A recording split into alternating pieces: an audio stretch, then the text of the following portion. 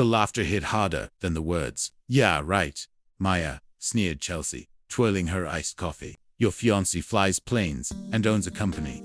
Please, Maya's cheeks burned. Around her, the staff room buzzed with giggles. She stood there, clutching her worn-out phone, its cracked screen showing the one photo she had of Ethan, smiling in front of a small jet. He's real, she whispered, voice trembling. Chelsea smirked. Sure, honey, next time, bring your billionaire pilot to career day. The room erupted again. Maya blinked fast, refusing to cry. He's in London. He's busy. Chelsea rolled her eyes. Of course he is. Imaginary men usually are. What none of them knew was that in less than 24 hours, that same imaginary man would step out of a private jet and silence every single one of them. Maya worked double shifts at a small design firm downtown. She was smart, kind, but quiet, and that made her an easy target. When she'd first mentioned she was engaged to a white man who was a private pilot and investor, no one believed her. He probably lives in Canada too, right? Chelsea had mocked. The truth was, Maya had met Ethan 2 years earlier at a tech conference she almost didn't attend. He had been the keynote speaker, all charm and intelligence. But what struck her most was how he treated her like she belonged. Now, they were engaged, but their long-distance relationship made it easy for others to twist the truth. Ethan was constantly flying for clients, and she rarely posted pictures. One evening, Maya stayed late at the office, wiping down tables after everyone had left. She opened her messages. Ethan's text had come in hours ago. Ethan, can't wait to see you tomorrow. Big surprise. She smiled. Tomorrow, she whispered, heart fluttering. The next morning, the office was chaos. Their company was hosting a big investor presentation. Guests arriving from across the city. Chelsea strutted over to Maya's desk. So, where's your jet-setting fiancé? Thought you said he was flying in. Maya didn't answer. Her hands shook as she arranged coffee cups. Oh wait, Chelsea added, with fake sympathy. Did he cancel again? Before Maya could respond, a buzz filled the room. Whispers, gasps.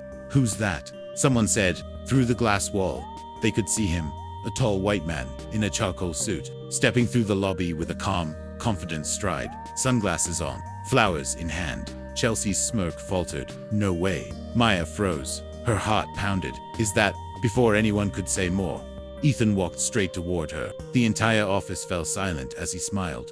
Warm, real, and unshakable. Maya, he said softly, I missed you. He pulled her into a hug, tender but sure. The scent of jet fuel still clung faintly to his jacket. Chelsea's mouth dropped open. You're real. Ethan turned, polite but firm. I am. And you must be Chelsea. Maya's told me so much about you. Chelsea blinked, unable to speak. The CEO hurried out to greet Ethan, shaking his hand eagerly. Mr. Hayes, it's an honor. We didn't realize you were the investor coming today. The room went still again. Maya's eyes widened. Investor? Ethan smiled at her gently. I wanted it to be a surprise. I've been in talks with your firm for weeks. Chelsea paled. Maya felt dizzy. You mean, you're the one funding the new expansion? He nodded. And I wanted to see you. And the team in person. Everyone's faces shifted from disbelief to stunned silence. Chelsea lowered her gaze, color draining from her face. Ethan turned to Maya again. I told you, didn't I? Someday, they'll see who we are.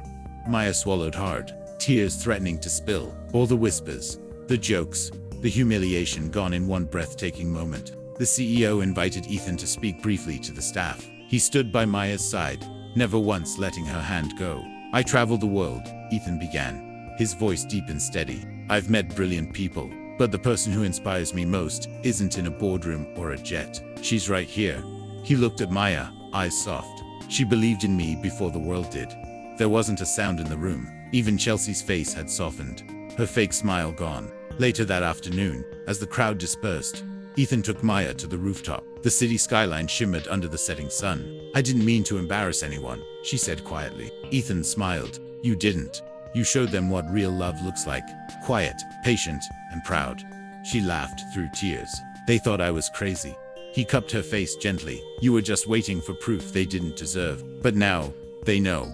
A sound above the faint rumble of a jet engine. Maya looked up, smiling. Your ride, our ride, he said softly. Down on the tarmac below, his private jet gleamed in the fading light. The same one from that cracked phone photo. As they descended together, Maya spotted Chelsea watching from the window, her expression unreadable, regret, maybe shame. But Maya didn't need her apology. She had already won the only validation that mattered. Love that stood the test of doubt. When the engines roared and the plane lifted off, Ethan reached for her hand. You okay? Maya nodded, tears glimmering. More than okay.